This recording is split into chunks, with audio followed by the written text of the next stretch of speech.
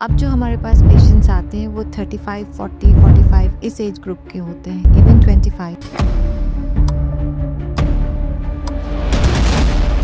तो कोई ना कोई तो वजह है जिसकी वजह से कैंसर जो है वो यंगर पॉपुलेशन में देखी जा रही है। ऑल थ्रू आउट मैंने नोटिस किया है, जो एक मेरा ऑब्जर्वेशन है और जो अब रिसर्चेस भी इसको कंफर्म कर रही हैं कि कैंसर अब बहुत यंगर पॉपुलेशंस में आ रहा है। हेलो एवरीवन, मेरा नाम डॉक्टर शर्मीन है। काफ़ी साल से मैं कैंसर प्रिवेंशन पर काम कर रही हूँ। कैंसर के ट्रीटमेंट में भी काम करती हूँ और मैं कैंसर के प्रिवेंशन पर भी काम करती हूँ। कैंसर प्राइमरीली एक ओल्ड एज की बीमारी है, क्योंकि हमारी बॉडी में जब म्यूटेशंस एक्यूमुलेट होते हैं सेल्स में, और एक पॉइंट पर जब वो म्यूटेशंस को हमारा इम्यून सिस्टम रिकग्नाइज नहीं कर पाता एक डिफेक्टिव सेल को, और इम्यून सिस्टम जो है वो कंट्रीब्यूट नहीं कर पाता in the war against cancer, तब जाके कैंसर सेल जो है वो आगे जाके डेवलप होके एक मैच्योर फॉर्म ले लेता है और इस तरह से वो स्प्रेड आउट होता है। लेकिन इम्पोर्टेंट बात समझने की ये है कि ये एक बहुत स्लो प्रोसेस है। Slow and gradual is the word, which means कि ये एक ऐसा प्रोसेस जो एक ऑनगोइंग होता है। हमारी बॉडी में कैंसर की फॉर्मेशन चलती रहती है। अगर हम कहें तो हम सब में ये प्रोसेस ट्यूमर फॉर्मेशन का चलता रहता है। ये एक ऑनगोइंग प्रोसेस है और इस पर हम कुछ नहीं कर सकते, लेकिन हम अपनी रिस्क जो है वो कम कर सकते हैं बाय मिटिगेटिंग सर्टेन फैक्टर्स जो कैंसर प्रोमोटिंग हो। 90% of cancers have an underlying phenomena of chronic inflammation which is arising from our environment as well as our lifestyle। तो जो हमारी लाइफस्टाइल में जो हमारी चॉइसेस होती हैं that we make on a daily basis, उसका बहुत बड़ा रोल है हमारी कैंसर के रिस्क में। क्रॉनिक इन्फ्लेमेशन एक ऐसा प्रोसेस है जो कि एक लो ग्रेड इन्फ्लेमेशन की फॉर्म है, जिसकी जो पीक है वो कम है लेकिन सस्टेन्ड है, यानी कि प्रोलॉन्ग्ड है। तो लॉन्ग ड्यूरेशन तक ये इन्फ्लेमेशन हमारी बॉडी में रहता है, और जितना लंबा देर हम इस इन्फ्लेमेशन को अपनी बॉडी में रखेंगे उतना ही हमें नुकसान होता रहेगा। ये वही बात है जिससे कि हमने अब एक दहकते हुए कोयले को अपने बॉडी में रख लिया, तो वो कोई आग तो लगा नहीं रहा है, लेकिन वो धीरे धीरे धीरे करके हमें नुकसान पहुंचा रहा है। तो इसी तरह से इन्फ्लेमेशन भी इसी तरह वर्क करता है कि ना कोई उसकी एक्यूट या एक्टिव फॉर्म हमें नहीं दिखती है, लेकिन उसका जो बहुत साइलेंट जो नेचर है वही हमारे लिए किलर बन जाता है, और इस लेवल का किलर के जान भी ले सकता है। तो आइए आज समझते हैं कि क्रॉनिक इन्फ्लेमेशन को हम पहचाने कैसे। अगर हमारी बॉडी में इन्फ्लेमेशन चल रहा है, उसके क्या साइंस और सिम्टम्स हैं जिससे कि हम उसे पहचान सकें। क्योंकि अगर हम पहचानेंगे, रिकग्नाइज करेंगे, तो भी हम डॉक्टर के पास जाएंगे और फिर अपने टेस्ट कराएंगे। डॉक्टर भी हमारे टेस्ट उसी वक्त करेंगे जब हम उनके पास जाते हैं। डॉक्टर तो हमारे पास चल के आता नहीं है। तो हम ऐसा क्या करें कि हम अपने इन्फ्लेमेशन को पहचानें और फिर हम उसको अर्जेंट बेसिस पे उसका इलाज भी कराएं, यानी कि हम उसको कोशिश करें कि वो then and there finish off. अब इस फिनिश ऑफ करने के मल्टीपल तरीके हो सकते हैं। एक तो ये कि आप डॉक्टर से जाएं, पर्चा लिखवाएं, उनकी दवाएं, उनकी एडवाइस को फॉलो करें, which is how it should be actually. क्योंकि जो डॉक्टर्स अगर रेकमेंड करते हैं तो आपको उसको फॉलो करना चाहिए, ताकि आप किसी क्रॉनिक इन्फ्लेमेटरी स्टेट में एंटर नहीं करें। दूसरा चीज जो इम्पोर्टेंट है और जो ज्यादा इम्पोर्टेंट है मुझे लगता है, वो क्योंकि ये इन्फ्लेमेशन हमारी लाइफस्टाइल से आ रहा है, हमारे एनवायरनमेंट से आ रहा है, तो हमें अपने एनवायरनमेंट पे कंट्रोल करना चाहिए एज वेल एज अपने लाइफस्टाइल को मॉडिफाई करना चाहिए, ताकि ये इन्फ्लेमेशन हमारी लिए जानलेवा नहीं हो जाए, कोई कैंसर का फॉर्म नहीं ले ले। तो इन्फ्लेमेशन को पहचाने कैसे? और ये वो इन्फ्लेमेशन है जो क्रॉनिक नेचर का है, तो यानी कि इसमें कोई बहुत ज्यादा अलार्मिंग फीचर्स नहीं होंगे। ऐसे कोई फीचर्स नहीं होंगे जिसमें हमें ये लगे कि oh I need to go to the doctor. क्योंकि हम डॉक्टर के पास कब जाते हैं? मोस्टली जब हमें बहुत ज्यादा तकलीफ हो, या हम किसी ऐसे पेन में हो या ऐसी कंडीशन में जो हमसे बेयर नहीं हो रही है। मान लीजिए पेट में पानी भर गया और वो अब हमारा पेट फूल रहा है, तो हम नहीं जाएंगे। लेकिन जब पेट में दर्द शुरू हो जाएगा, वो भी एक्यूट फॉर्म का दर्द, तब हम जाते हैं डॉक्टर के यहाँ। तो जब कोई छोटी चीज होती है तो हम उसको मोस्टली इग्नोर करते हैं कि oh it's okay, it will be managed, हम इसको कर लेंगे। लेकिन जहाँ पर वो चीज मैनेजेबल नहीं हो, वहां पर हम डॉक्टर्स के पास जाते हैं।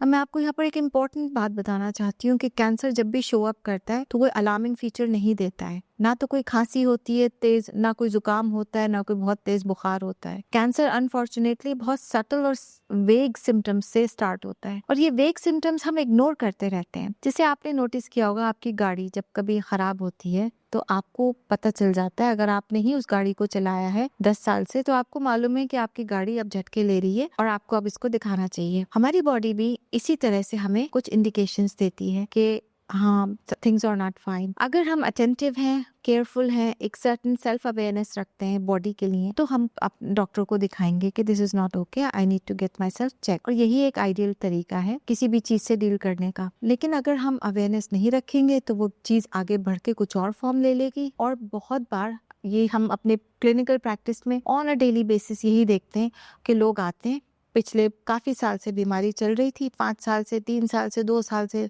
6 महीने से, और फिर उसके बाद वो कैंसर लेके आ। अगर आप मान लो 6 महीने से भी थे उनके सिम्टम्स अराइज हुए, उन्होंने 6 महीने का गोल्डन पीरियड निकाल दिया और अब वो बीमारी लेके आए जब वो फुली ब्लोन है। और फुली ब्लोन का मतलब उनका ट्यूमर का साइज बढ़ा हुआ है, वो यहाँ वहाँ फैली हुई है, और फिर अब उसमें कितने ट्रीटमेंट्स लेंगे, वो कितना बड़ा फाइनेंशियल बर्डन क्रिएट करेंगे अपने लिए, अपनी फैमिली के लिए। ये छोटी सी बात है समझने के लिए, लेकिन ये बहुत गहरी बात है। तो हमको जो है अपने लिए अवेयरनेस डेवलप करनी है। अब मैं यहाँ आपको बताना चाहती हूँ कि जो क्रॉनिक इन्फ्लेमेशन है ये कोई अलार्मिंग साइन नहीं देता है, और ये मोस्टली सटल होता है, वेग होता है, और इल डिफाइंड साइंस और सिम्टम्स आपको दिखेंगे अपनी बॉडी में। इल डिफाइंड का मतलब कि कोई ये डिफाइंड सिम्टम नहीं है, पेन का शेप नहीं लेंगे, ये कोई ऐसी चीज नहीं होगी जिससे कि आपको लगे कि आपको डॉक्टर के पास जाना चाहिए। ऐसे कौन से सिम्टम्स हैं जो इल डिफाइंड हो, वेग हो और क्रॉनिक इन्फ्लेमेशन की तरफ प्रेजेंट करें?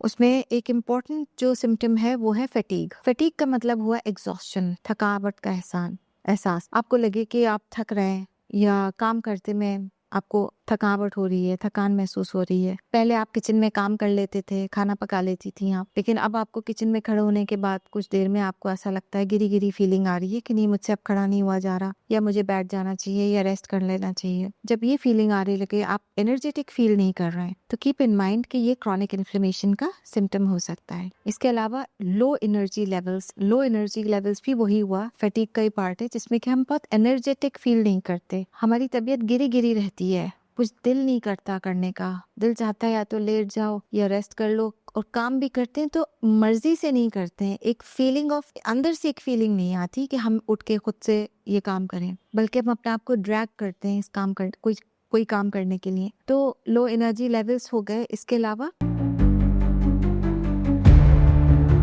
अगर हम स्ट्रेस्ड हैं, ये भी एक क्रॉनिक इन्फ्लेमेटरी सिम्टम है। स्ट्रेस्ड आउट होना बेसिकली कहीं ना कहीं इन्फ्लेमेशन का मार्कर है। होता क्या है कि हमारी बॉडी में जब कहीं हम बहुत ज्यादा कोई मिसहैप चल रहा हो, कोई ट्रॉमेटिक इवेंट हमारी लाइफ में चल रहा हो, कोई मेजर लॉस हो गया हो, फाइनेंशियल हो, पर्सनल हो, तो किसी टाइप का भी लॉस हो या किसी चीज से हम डील नहीं कर पा रहे हैं इमोशनली, तो हमारी बॉडी नेचुरली एक स्ट्रेस्ड रिस्पॉन्स में जाती है। और स्ट्रेस जो है इन्फ्लेमेशन को प्रमोट करती है, और इन्फ्लेमेशन फर्दर स्ट्रेस को प्रमोट करता है। तो अब हम एक लूप होल में एंटर कर जाते हैं, जहाँ बॉडी जो है वो स्ट्रेस्ड आउट बॉडी वो इन्फ्लेमेशन जनरेट कर रही है, और इन्फ्लेमेशन फर्दर स्ट्रेस हमारा बढ़ा रहा है। तो अगर हम स्ट्रेस्ड हैं तो हम समझ लें कि हो सकता है हमें हमारी बॉडी में इन्फ्लेमेशन भी जनरेट हो रहा हो। एक और बात बताऊं स्ट्रेस से रिलेटेड, कि स्ट्रेस का रिलेशनशिप हमारी गट से है, और जब हमारा गट माइक्रोबायोम अनहेल्दी होता है, यानी कि उसमें एक डिसबैलेंस क्रिएट हो गया, एक डिसबायोसिस हो गया, तो भी स्ट्रेस रिस्पॉन्स हम जनरेट करते हैं। तो जब स्ट्रेस्ड आउट होते हैं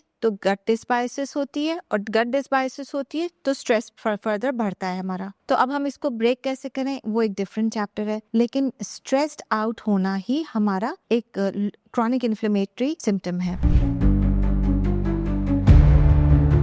कोई ऑनगोइंग पेन, ऐसा पेन जो चल रहा हो, से फॉर एग्जाम्पल नी पेन है, या एल्बो में पेन, या शोल्डर या बैक पेन या लो बैक पेन, या हेडेक, या फिर लोअर पेल्विक पेन, या एब्डोमिनल पेन, या फिर लिवर के अराउंड या किडनी के अराउंड बैक पेन, ऐसा कोई भी ऑनगोइंग पेन हो तो वो इग्नोर करने का नहीं होता है, वो इन्फ्लेमेटरी साइन है। It means you are going through some chronic inflammatory condition or a chronic inflammatory state whereby the inflammation is not getting cleared from your body, यानी कि आपकी बॉडी उस इन्फ्लेमेशन को क्लियर आउट नहीं कर पा रही, इसीलिए लो ग्रेड ऑनगोइंग पेन चल रहा है। अब ऑनगोइंग का मतलब क्या हुआ? ऑनगोइंग का मतलब ऐसा पेन जो चल रहा है लंबे टाइम से, आपने उस पर ज्यादा ध्यान नहीं दिया है, और आपको ऐसा लग भी नहीं रहा कि इस पे ध्यान देने की जरूरत है, लेकिन वो पेन बना हुआ है, बॉडी से कम नहीं हो रहा है, बल्कि हो सकता है बढ़ रहा हो, तो फिर ये क्रॉनिक इन्फ्लेमेशन का एक साइन या सिम्टम है। कभी कभी क्रॉनिक इन्फ्लेमेशन एलर्जीज की तरह प्रेजेंट कर सकती हैं। बार बार रैशेज हो रहे हैं स्किन में, बार बार इचिंग हो रही है, बार बार आपके जो है फूड एलर्जीज हो रही हैं, तो ये भी क्रॉनिक इन्फ्लेमेशन का साइन हो सकता है। एस्थमा भी एक क्रॉनिक इन्फ्लेमेशन का साइन है। अब अगर आप किसी बच्चे को देखें या किसी एडल्ट को देखें और उसको एस्थमा है तो आप सोचेंगे कि इट्स फाइन, क्योंकि अब हमने हर चीज बहुत नॉर्मलाइज कर दी है। We barely pay any attention to chronic inflammatory state. लेकिन मैं आपको कितना बता रही हूँ, कितनी इंपॉर्टेंट इन्फॉर्मेशन शेयर कर रही हूँ कि यही क्रॉनिक इन्फ्लेमेटरी स्टेट्स आगे जाके कैंसर का शेप ले लेती हैं। तो इनको छोटा मोटी बीमारी मत समझें just because they are not giving you that kind of pen,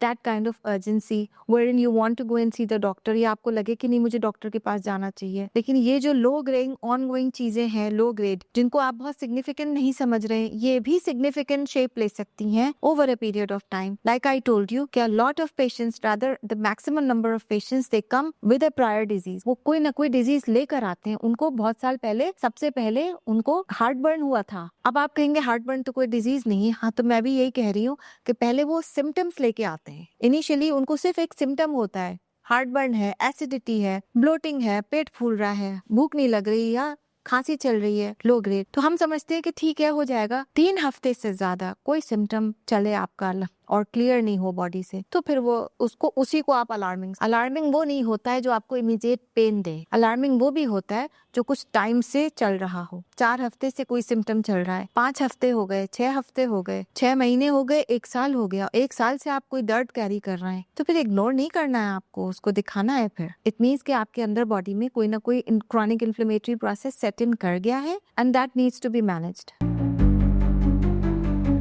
फिर कभी कभी क्रॉनिक इन्फ्लेमेशन डाइजेस्टिव इश्यूज की तरह प्रेजेंट करता है, जैसे कि हम ब्लोटिंग होती है, पेट का फूलना। थोड़ी देर आपने खाना खाया और उसके बाद फौरन पेट फूलना शुरू हो गया, या किसी और दिन के वक्त में आपको पेट फूलना शुरू हो गया।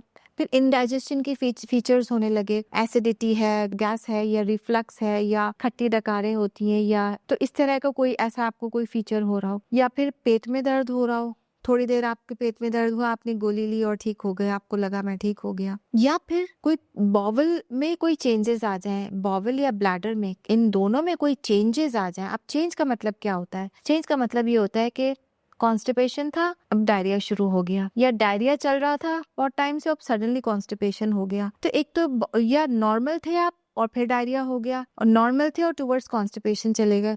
तो क्या होता है, कोई भी चेंज हो जाए अगर बॉवल ब्लैडर हैबिट में, तो फिर इट कॉल्स फॉर अटेंशन, और हो सकता है कोई ना कोई डिजीज प्रोसेस सेट इन कर रहा हो। तो लो एनर्जी लेवल्स को माइंड में रखिए, फैटीग को माइंड में रखिए, स्ट्रेस, ऑनगोइंग पेन या lack of sleep, mood disturbances, ये सब क्रॉनिक इन्फ्लेमेटरी साइंस हैं, ये सिम्टम्स हैं। साइन और सिम्टम में क्या फर्क होता है? सिम्टम वो होता है जो हमें खुद फील होता है, हमें ये फील हो रहा है तो हम डॉक्टर के पास जाते हैं कि हमें ये फील हो रहा है। साइन वो होता है जो डॉक्टर हमारी बॉडी में या हमारे अंदर डिस्कवर करते हैं। साइन जो होता है जो डॉक्टर अपनी नजर से देख के हाँ ये है। तो एक लंप है, आप भी फील कर सकते हैं उसको और डॉक्टर भी फील कर सकता है, तो वो सिम्टम भी हो सकता है, साइन भी हो सकता है। कुछ चीजें सिम्टम्स होती हैं, जैसे फीवर है, वो आपको भी फील हो रहा है, डॉक्टर को वो साइन भी है और आपको फील हो रहा है फीवरिश। तो साइन और सिम्टम में ये फर्क है।